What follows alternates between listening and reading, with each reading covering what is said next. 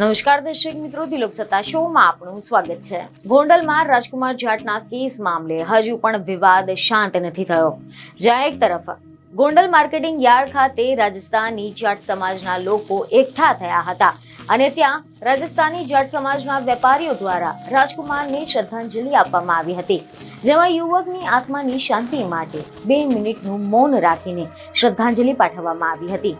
ત્યાં જ બીજી તરફ રાજસ્થાનના વકીલ જયંત મુંડનો જયરાજસિંહ જાડેજાને જાણે કે પડકાર ફેંક્યો હોય તે પ્રકારનો વિડીયો વાયરલ થયો છે અને આની સાથે જ તેમણે ગોંડલ પોલીસની કામગીરી પર પણ અનેક સવાલ ઉઠાવ્યા છે। સમાચાર એવા મળી રહ્યા છે કે ગોંડલના જાટ યુવકને કેસમાં રાજસ્થાનના વકીલ જયંત મુંડનો વિડીયો વાયરલ થયો હતો, જેમાં તેમણે ગોંડલના જયરાજસિંહને ખુલ્લો પડકાર આપ્યો હતો। તેમણે જણાવ્યું કે જયરાજસિંહ જાડેજામાં હિંમત હોય તો રાજસ્થાન આવે, બહુ મોટા બાહુબલી હોય તો રાજસ્થાન આવો, ખોટા ઓડિયો બનાવીને મામલો દબાવવાનો પ્રયાસ ન કરો। જોકે આ ઉપરાંત વકીલે ગોંડલ પોલીસને પણ લપેટામાં લેતા તેમની પણ કામગીરી પર અનેક સવાલ ઉઠાવ્યા હતા।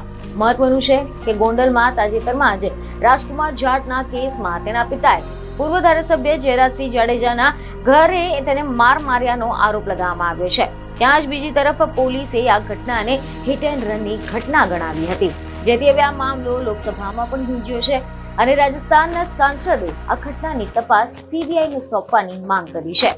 બીજું એક ખબર સાથે ફરી મળીશું। ધન્યવાદ।